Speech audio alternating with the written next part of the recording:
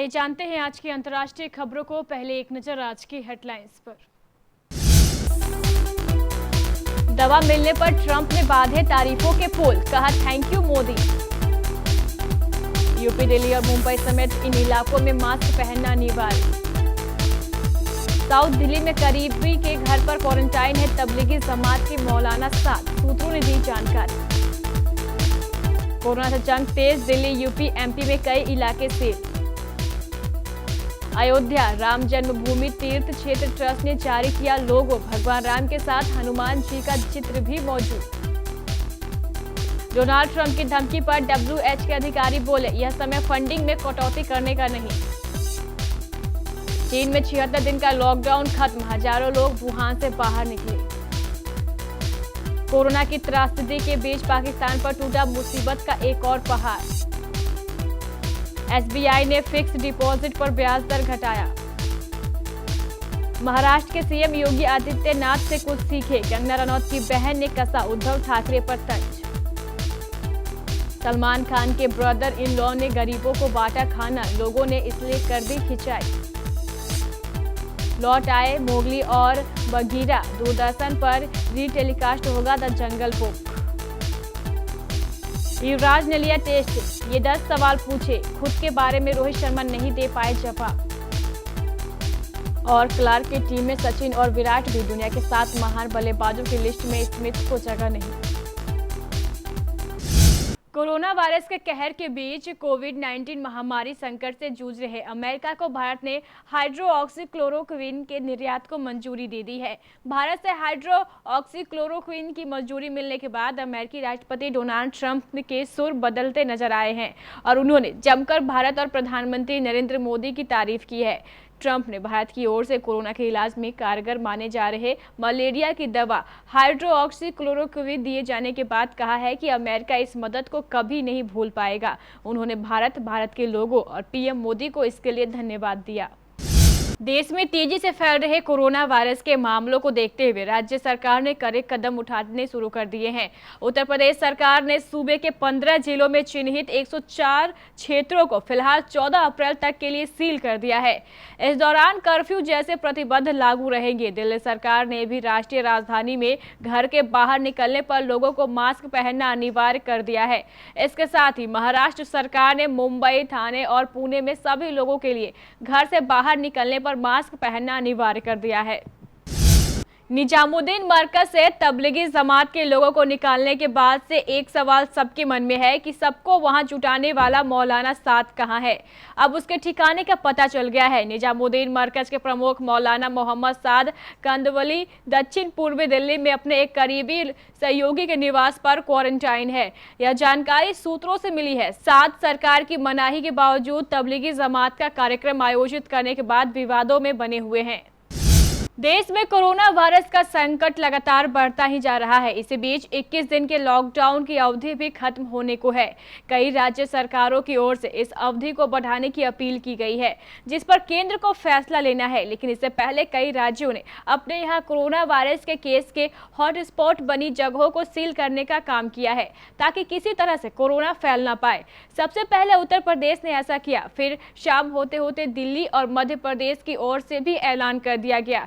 किस राज्य, किस शहर में कौन सा इलाका सील है, आइए डालते हैं एक नजर। उत्तर प्रदेश सरकार ने सबसे पहले चिन्हित इलाकों को सील करने का काम किया है।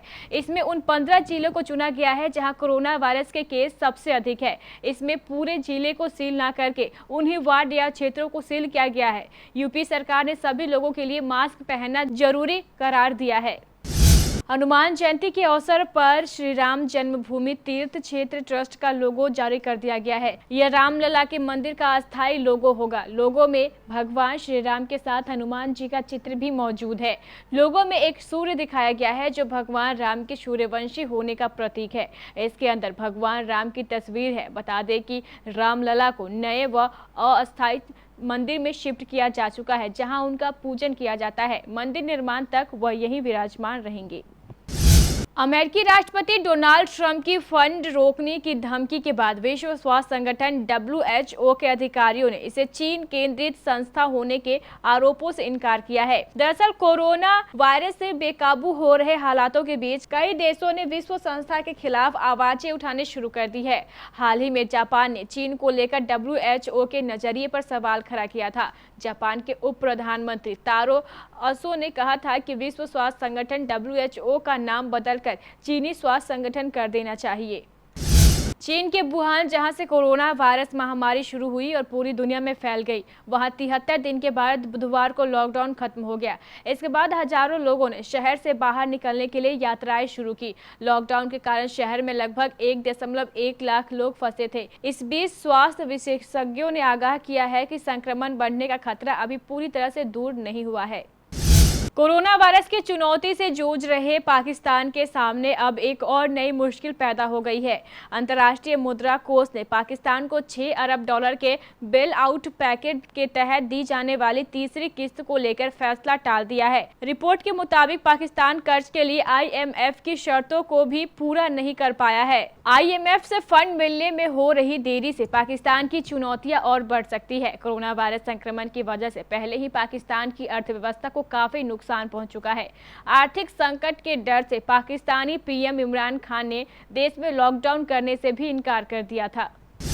देश के सबसे बड़े बैंक भारतीय स्टेट बैंक ने अपने सभी बचत खातों पर ब्याज दर 0.25% घटाकर 2.75% कर दिया है, जिसका असर बैंक के 44.51 करोड़ खाता धारकों पर पड़ने जा रहा है। इससे पहले 1 लाख रुपए और इससे अधिक जमा वाले खातों पर बैंक 3% ब्याज दर दे रहा था। बैंक की नई ब्याज दर 15 अप्रैल 2020 से लागू होगी।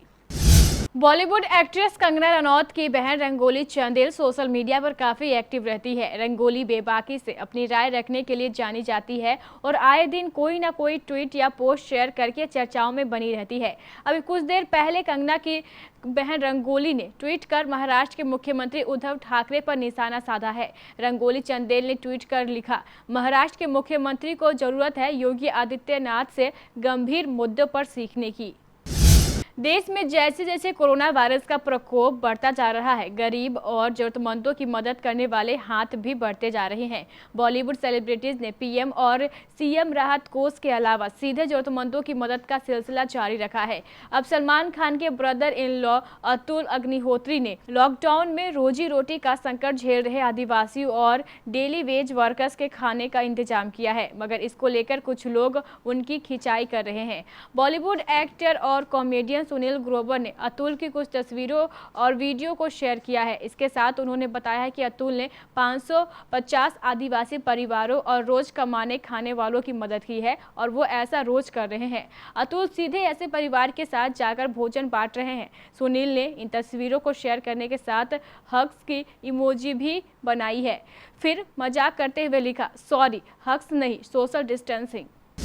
कोरोना वायरस के संक्रमण को सीमित करने के लिए देश में 21 दिन के लॉकडाउन का ऐलान किया गया है। सभी फिल्मों और टीवी शोज की शूटिंग बंद कर दी गई है और ऐसे में सभी टीवी चैनल्स अलग अलग शो के रिपीट टेलीकास्ट दिखाने के लिए मजबूर है। दूरदर्शन पर उन पुराने शो का रिपीट टेलीकास्ट किया जा रहा है जिन्होंने एक वक्त में चैनल पर TRP की बाढ़ ला दी थी। रामायण, महाभारत, ब्योमकेश बख्शी और शक्तिमान जैसे टीवी शो पहले ही चैनल पर वापसी कर चुके हैं। अब इसी क्रम में बच्चों का फेवरेट मोगली भी दूरदर्शन पर वापसी करने की तैयारी में है। दूरदर्शन पर बहुत ज्यादा लोकप्रिय हुआ द जंगल बुक कल 8 अप्रैल से प्रसारित हो गया है।